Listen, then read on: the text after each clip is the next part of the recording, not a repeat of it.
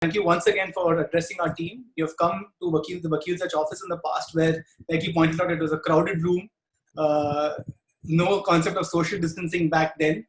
And here we are today, talking to each other remotely, but it's an immense pleasure to welcome you. For the Vakilsearch team, those who were not part of the earlier conversation, Mr. Lakshmi Narayananshares has been single-handedly credited by many for growing Cognizant into a multi-billion-dollar revenue company, but more importantly, staying true to the original mission and values of the company. And what stands out about him, as you will see in the next few minutes, is his humility and the ability to explain complex concepts very simply.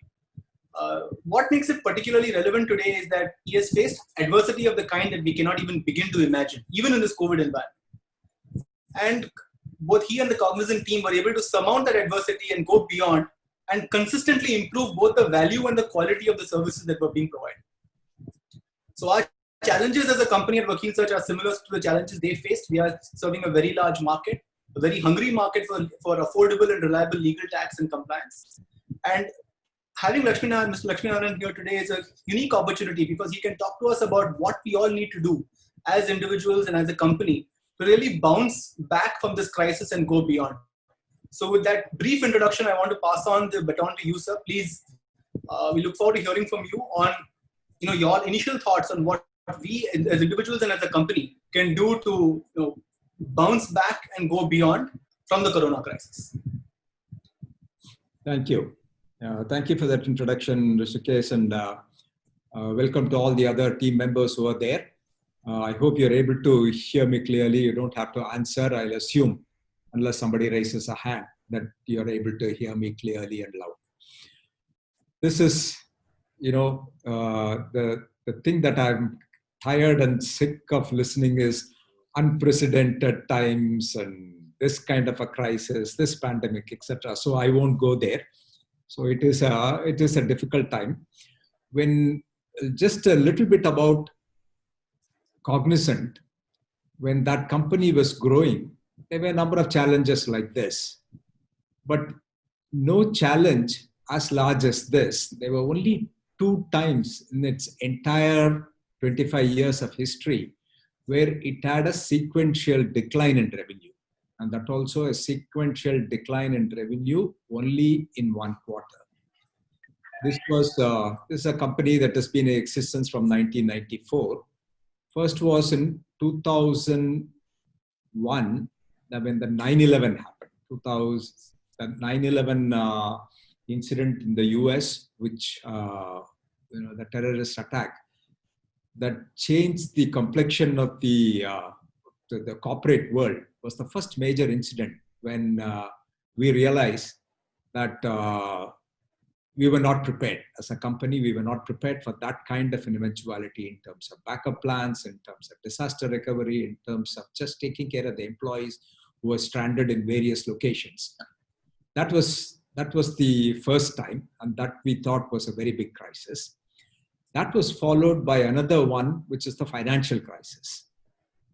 That was in the year 2008, when the total meltdown happened. Many of the famous names in Wall Street and many of the high street banks in US and all over the world, including banks in Europe like Deutsche Bank and banks in the UK like Barclays Bank and Midland Bank, were under so much stress because of all the bad loans and the subprime mortgage lending that for a quarter, that just revenue dropped by almost 40%. People just froze. Again, fortunately, we recovered. And the learnings from those are very, very clear.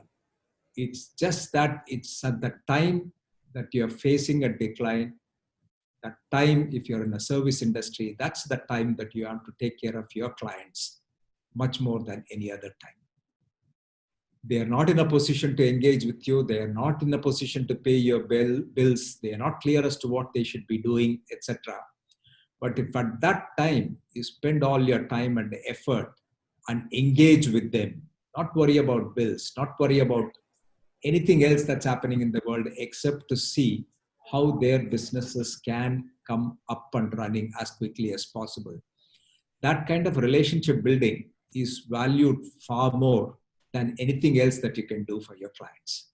Just staying with them during the crisis time tells them who you are. And that's an important lesson that it's not unique. A lot of businesses are following that. And that's the only way to maintain and manage the relationship.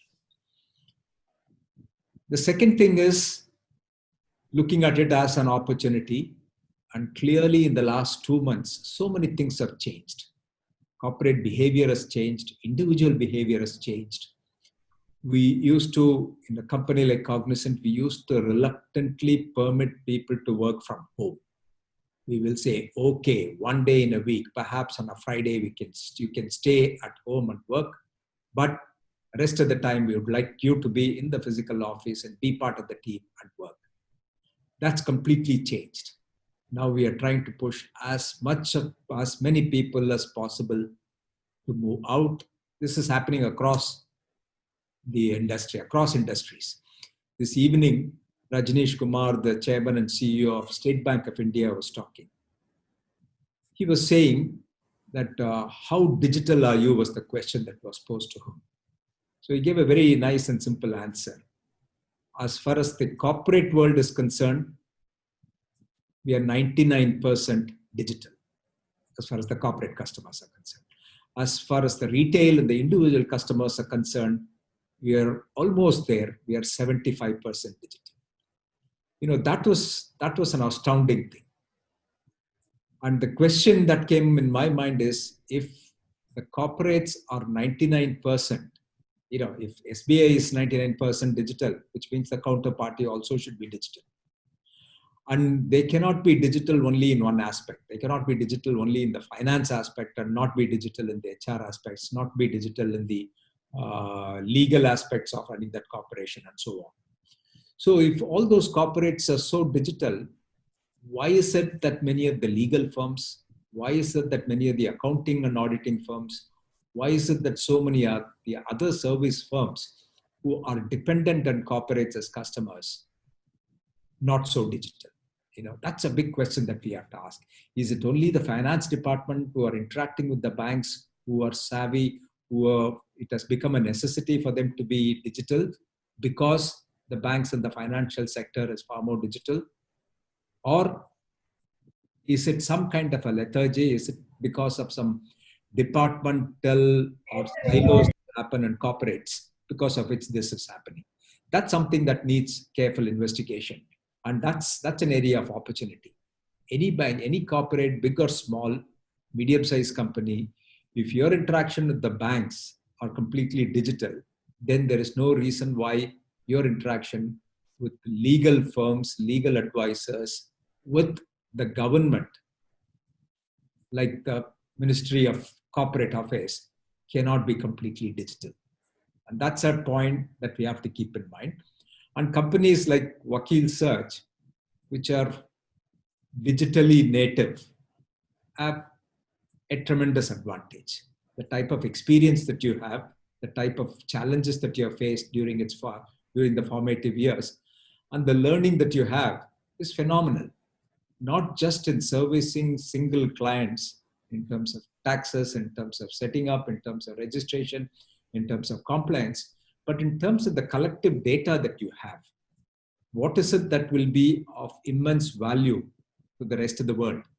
It will be an analysis of, if you have, let's say, 400,000 clients, what is it that you have learned in your legal interactions with them? And that insight in specific areas, either in terms of compliance, in terms of ideas, when is it that they find it most challenging legally? What are the type of legal cases that is most prevalent among these corporates, etc., etc. And publishing that ever so often, once every fortnight or once every month, is what attracts people. What is it that professionals want? Professionals like money, leading a good life, which is kind of assured when they come into the corporate world. Professionals like to learn every single day, every single minute. If there is a new learning that they have, that's something that they appreciate. That environment, that learning environment stimulates them, that invigorates them. And what is it that they can do with that learning? They can attack complex problems. They need those challenges. As long as you provide a learning environment and as long as you provide opportunities to learn every single day, And as long as they are challenged with new problems, new opportunities every single day, they're excited. They like to work together. And where does this learning come from? With all the data that you have, so many people, so many companies that you've interacted with, so many models that you have created, so many new innovations that you have seen. You don't, I mean, privacy and secrecy and security is important, but there is a level at which you can abstract all this data that will be of value, not just to the employees within Vakilsearch, but also to the entire world. Directionally, and it's that insight that is going to invite you to the next meeting of intellectuals when they want to discuss maybe a new policy initiative. Why is it that the compliance in a particular area is very, very low? And you should be able to say, I've seen 400,000 clients. I've looked at the compliance challenges that many of them face. If you fix 1, 2, 3, you will see the compliance levels improving tremendously. Our procedures are complex, our rules are complex, simplify it, and this is the way to simplify it. These are insights that you can provide, which will be valued as a consulting organization, as an organization that has the depth, and as an organization that has access to literally thousands and thousands of small, medium, and perhaps at some stage even large businesses. That's one thing that digitization will enable, and the technology is there. Investing in technology and continuing to remain digital native is very, very key to Vakilsearch in your area of business, and driving all your clients, insisting that they do things in a digital manner continuously and constantly is another imperative. I'm sure there are clients, small businesses from locations in tier 2 and tier 3 cities who take it easy. I mean, who can go digital but choose not to because of some inertia. It's by insisting with them and telling them the advantages, that what a level playing field that they will play in if they are digital. If they are digital and they are in a place like Salem, no customer of theirs would really care. It's whether you're in New York or Chennai or Salem or Erode, as long as the customer's interaction that you have is digital, doesn't make any difference. That opens up a competitive space that is huge for every one of the businesses that you provide services to. And that will also be huge for you as a company to learn, because the competition, it's the physical infrastructure and setting up people and the old way of doing business has its own modes, its own barriers for entry. But the digital companies don't have much of a barrier. So it's therefore important for you to be innovative. Every 6 months, you reinvent the business. Every 6 months, the people have to reinvent themselves so that they are innovative. Because if you don't, competition will catch up. And that gives that energy, that adrenaline for all the people to deliver more and more. And there is no better time than now. As we see everyone is going digital, the opportunities are opening up. That's the first thing that I wanted to mention about digitization. The second thing is about growth. How do we grow? Growing through compliance, growing through legal services, etc. That is one dimension of growth. One dimension of growth is doing more of the same for thousands of clients, millions of clients, billions of clients, etc., etc., and completing billions of exercises, billions of transactions in a particular area. But that's only a unidimensional growth. We have to add more and more dimensions to the growth story. If adding more and more clients is one dimension, the number of services that you provide to each one of those customers is the second dimension. That will provide you the multiplier effect. If you have just 1 or 2 service lines, the multiplier effect is limited. But if you have 5 or 6 different lines of services or products that you can service with, that you can go to market with, that immediately delivers a multiplication effect. That's the second dimension of growth. What other dimensions of growth exist? That's something that you have to constantly keep asking that question. Is geography a dimension for growth? I'm in India. Should I expand my type of service to other countries? In what way are the other countries different? In what way are the laws different? Do I set up a separate practice for overseas clients in a similar space? Is there a third dimension there?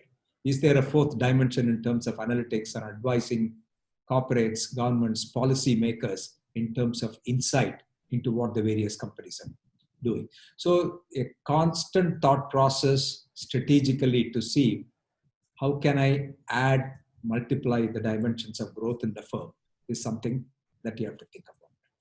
In order to manage that kind of a growth, new innovation, new lines of business, managing thousands and millions of customers, you need to have the structure appropriate for that. The strategy is to grow, to expand. Then the structure should support that strategy. The structure has to be in terms of empowerment, in terms of vertical lines of business, in terms of P&L responsibility, in terms of knowledge centers, in terms of analytics, in terms of technology that supports the various lines of business, and still remaining nimble. The structure is a whole new question. The moment you reach some 500, 600 people, the challenges of systems and structures will start hitting you. The people who are knowledgeable, people who have built specific product lines or service lines will be greatly in demand, and they will prove to be the bottleneck for growth.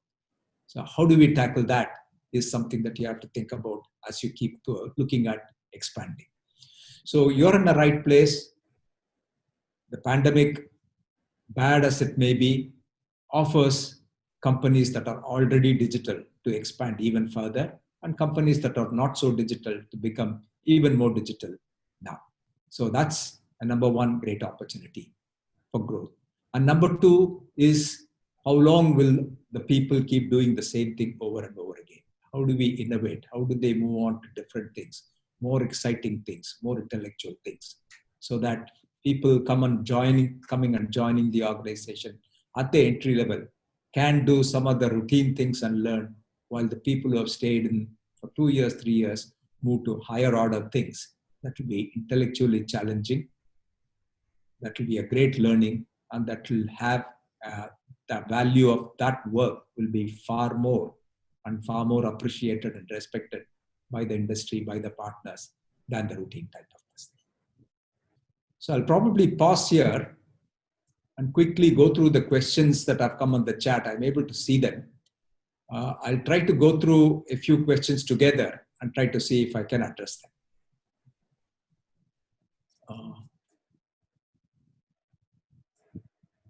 Okay, so in the name, Abhishek, to everyone, it's a significant drop in purchase powers. How big this recession is going to be, and what kind of recovery curve you're expecting for the country like India? What suggestions you give the leaders while managing their teams remotely, because of work from home, managing the emotions and team bonding requires different techniques now. Also the team members, how to keep ourselves motivated when we are lacking the human element around us. Okay, I'll take these two questions. What is the impact of recession? Clearly that is going to be, various theories have been proposed. People say the recovery will be a sawtooth recovery. That means up and down, bouncing for some time before we come back to the pre-COVID level. People are talking about a square root recovery. That means there will be a recovery which will be short-lived, then there will be a bigger tip, then we'll bounce back to a better position than this thing. You must have heard of V, W, etc. All the kind of symbols that come across is there. So the recovery really depends on two things: consumer behavior, that is definitely changed post-COVID, and two, the incentives that are available. The incentives, the packages, the stimulus, the reforms, whatever you may call, that is available, both monetary and fiscal, for the businesses to restart. To give you a simple example,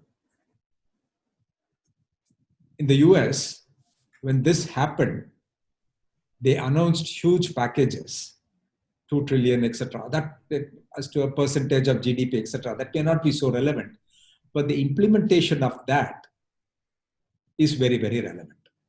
The way they went about doing it is, they said, I'm going to launch a paycheck, a PPP program, paycheck payment program, where the government said, for businesses under $500 billion, I'll pay the payroll of the employees for the next 4 payroll cycles. That's about, it's a fortnightly payroll cycle. So for 2 months, don't worry about it. We'll pay the payroll of the companies. We don't care about whether you're successful, not successful, you're running, you're closed down, doesn't really matter.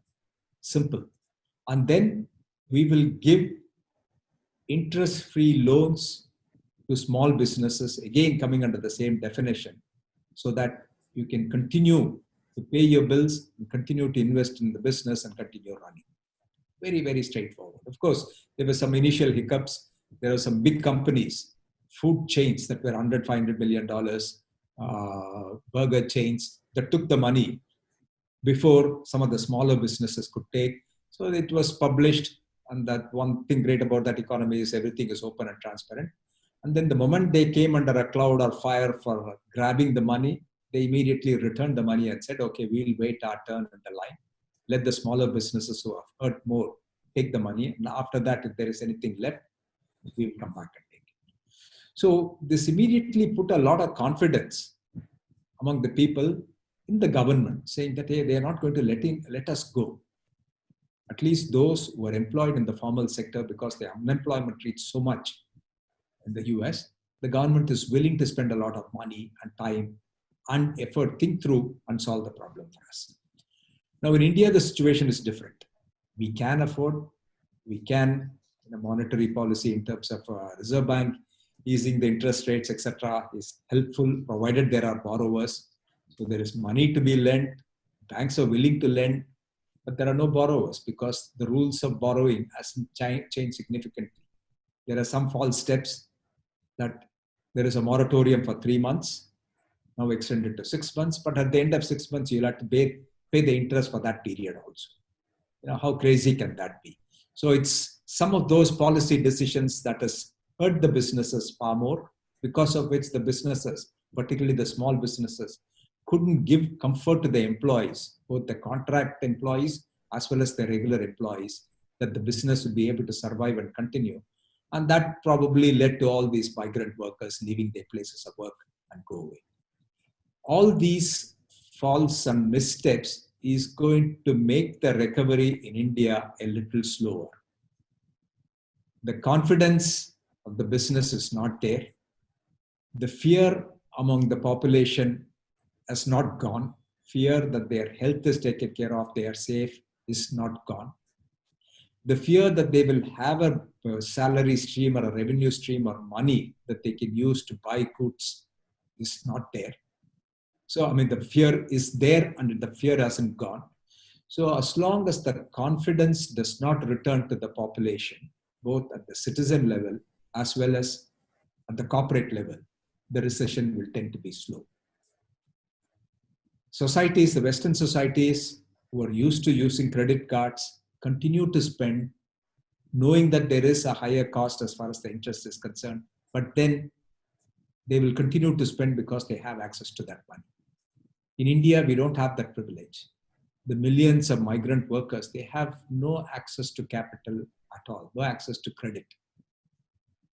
They either get dole, which is a small amount, or the salary. There is nothing else. They have no credit record.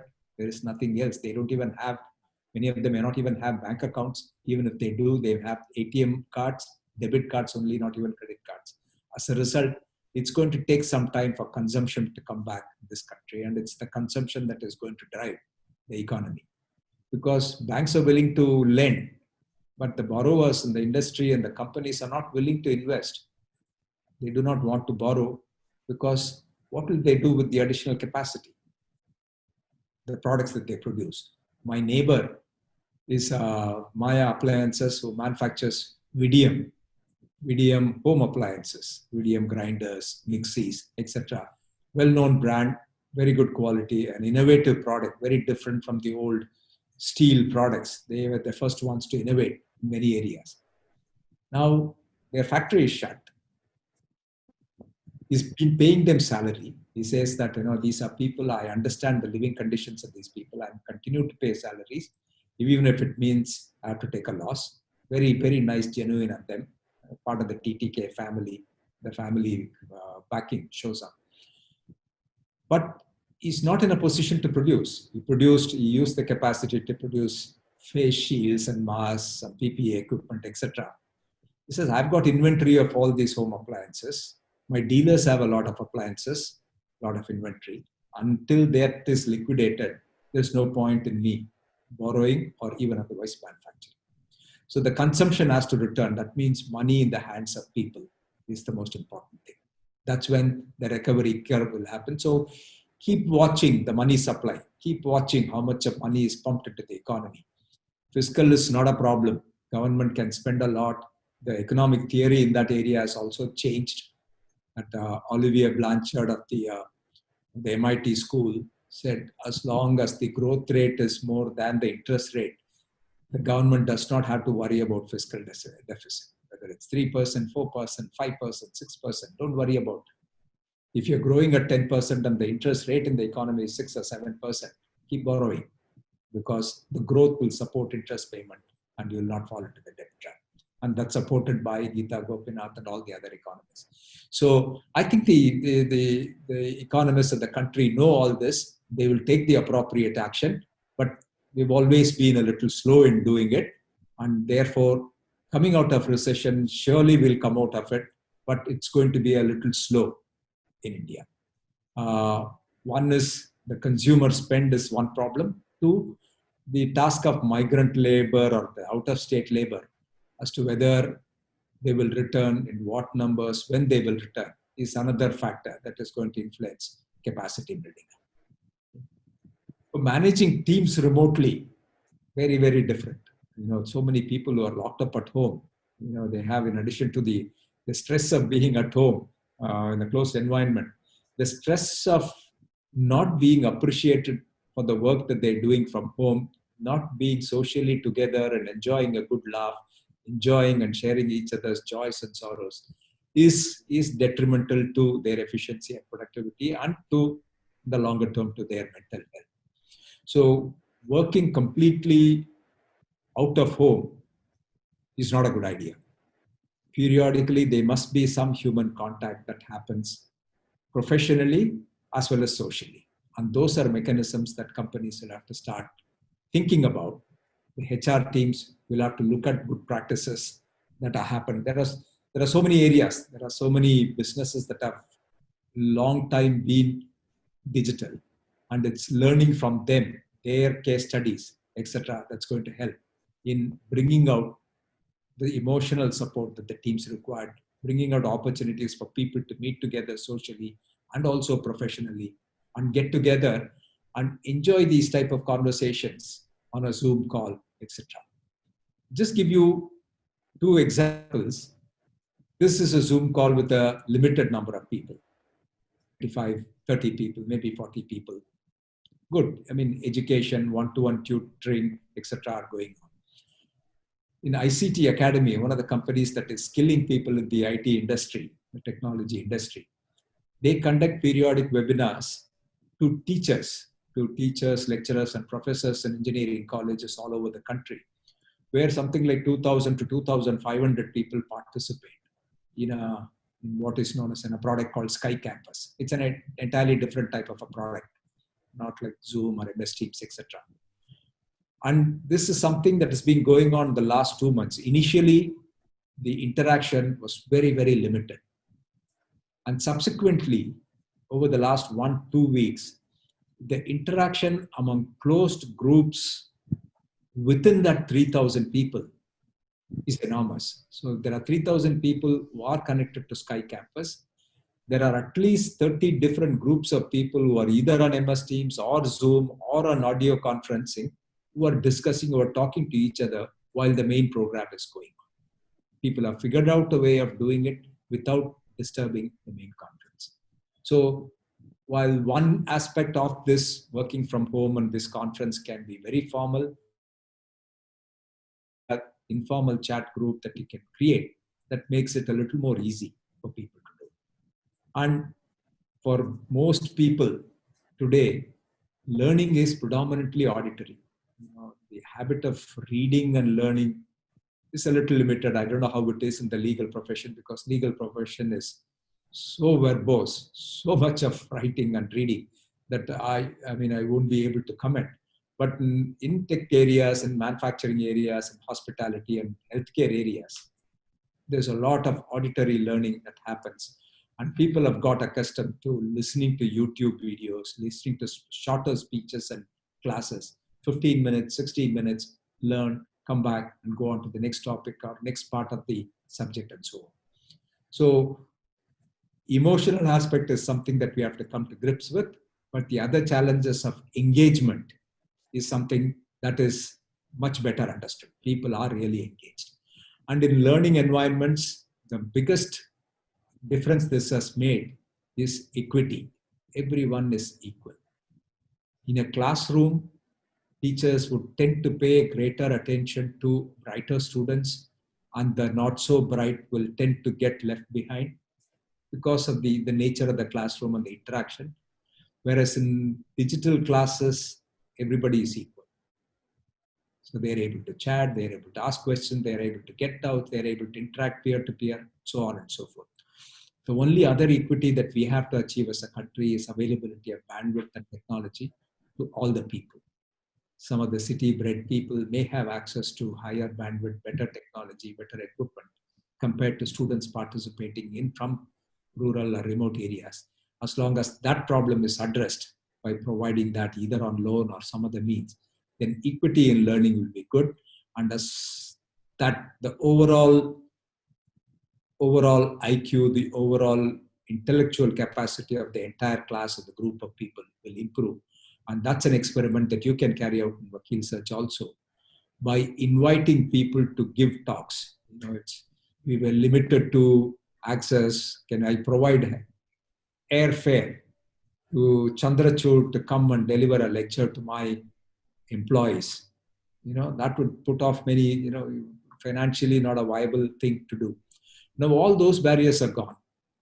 You can invite those people, those who are interested in interacting with the people, to come and spend like the way we are spending time, to share their experiences, their ideas, etc. periodically, once in 2 weeks, once in a month, etc. So those are new opportunities that opens up, that keeps the employees engaged, learning, and feel a lot more connected and not feel isolated. Let me go on to the next one, which says Maslow's need hierarchy theory. The topmost is self-actualization. So what steps have you taken to move towards that after achieving tremendous success in your professional life? What would be the few points that we have to keep in mind to be prepared for such upcoming scenario, both as an individual and as a company? Self-actualization, there's a lot more to self-actualization. After coming out of the company, the natural next step for most people is, okay, how can I help others? How can I participate? How can I give back to society? How can I participate in philanthropic activities, etc., etc. So that's what is taking much of my time. I'm part of United Way Chennai, which is a philanthropic and charitable organization. I'm part of the Child's Trust Hospital, which is doing a lot of research. I head the research foundation there and so on. The tack that I took was, if I have money to give by way of donation, by way of grants, I would try and give it to those people who are leading the country in areas of research and industry that is future-proof, that is in the future. I will not give money, set up a trust or do an Akshaya Patra type of thing to feed the poor, to provide books and uniforms to school children, etc. Because I believe that is the responsibility of the government. The more we drive the government to take care of the needs of the large cross-section of people, people like us, people who have been successful in business, should use their knowledge and their financial capacity to support leading edge research and industries of the future, vaccine development, space and aviation, electric vehicles, etc., etc.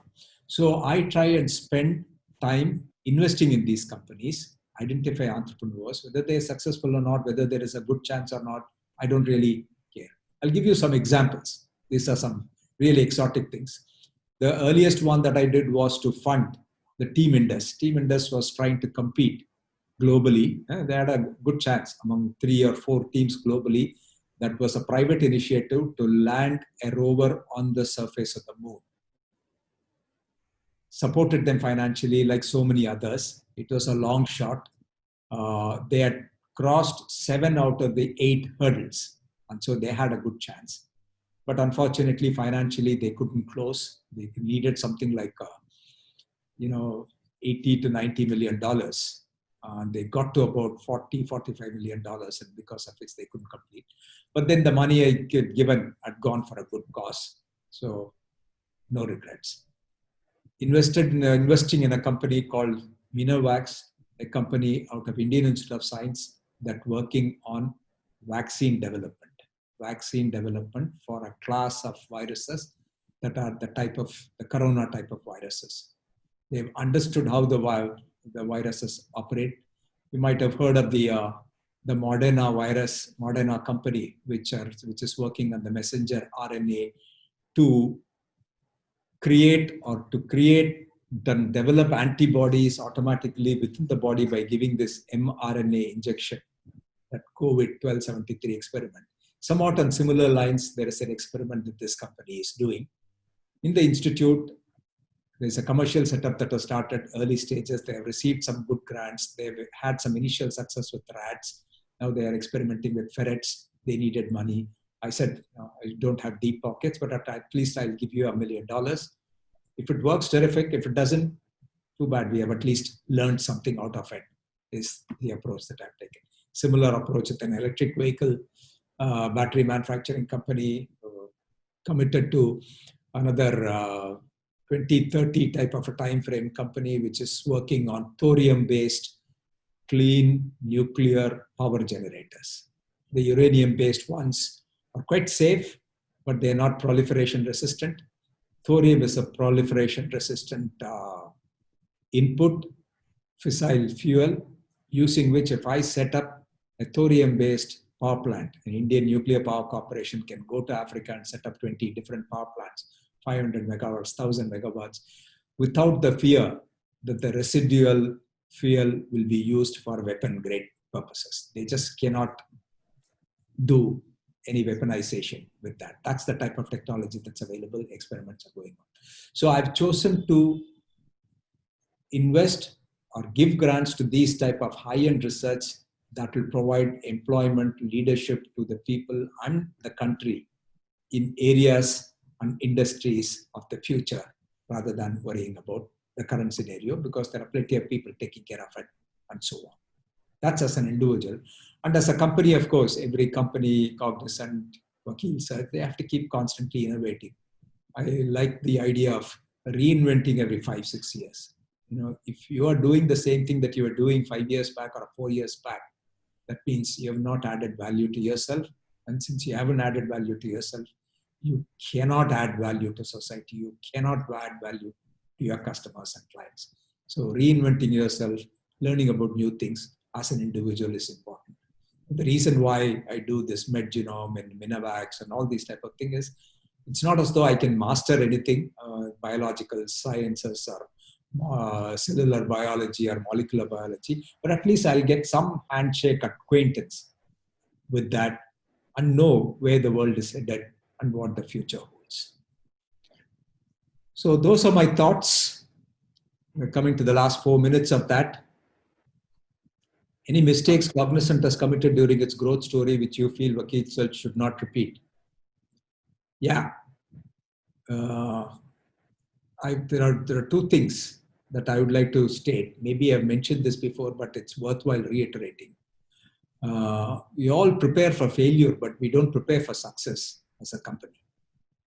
If you imagine you're talking about 400,000 clients that you have built a relationship with, and that's a number that's going to grow rapidly, and the number of services that you prepare. Are you prepared for that type of a rapid growth? If you start doubling, tripling year after year, do you have the systems, the structure, the technology to take care of that kind of a growth? Would your invoices go out on time? Would there be a team which will automatically make sure that collections are made on time, they are banked, they are reconciled, and they are filing all the returns and taking care of all the regulations and compliances when there is a rapid growth? Because when that rapid growth hits you, you are focusing on delivering to your customers. You're not worried about the back office. You're not worried about what's happening here. Until the back office becomes a stumbling block for you to grow further with the clients. That will show. So start investing for your success. You have to believe that you're going to be enormously successful.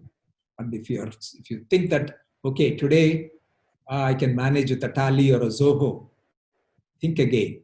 After 2 years, you may be twice or 3 times the size. Today you say, I am going to be 3 times the 4 times the size. That is guaranteed. So I'm going to invest in an Oracle or SAP or the type of products that will take care of my back office. The HR systems that is going to take care of a 1,000 employee organization or a 2,000 employee organization. Today, even though I may be only half or 1/3 that size. That's a significant learning. Planning for success is something that is important. And the second most important thing is providing growth opportunities for everyone, empowering them, believing that every individual in the firm, particularly the leadership, the top 10% of the company, they know they care about the business, they care about the customers as much as the board of the company, as much as the senior leadership, and so on, and down to the last level. People will take pride in saying, I work for Vakilsearch. The security guy who is standing guard should feel proud that, hey, this is a company that is respected by so many people. And I am respected in society because I work in Vakilsearch. They care, and when they care and they work for the success of the business, it's the duty of the leadership to share the direction, the vision, the challenges, the successes with all in the company. Not just restrict that type of information, because every individual in the company can help in building a dream team and a dream company. Thank you very much. Thank you so much, sir. Thank you very much. I think it was a real pleasure. This time we had a larger number of almost 80 people who were listening to you throughout. And it was succinct, very, very focused, and each of your messages really hit home. So thank you once again. It was a real pleasure. I think if we have any further questions, I may take the liberty of funneling them to you over time. And at your comfort, convenience, and leisure, you can respond, and I will pass them on to the team. But it was a wonderful session, and just want to close by saying thank you once again. It was immensely useful and immensely productive. Thank you. Thank you very much. Enjoy the rest of the evening. Get 300 plus services. Chat and email with our team directly. Get stunning discounts and rewards. Only on Vakilsearch app. Download now.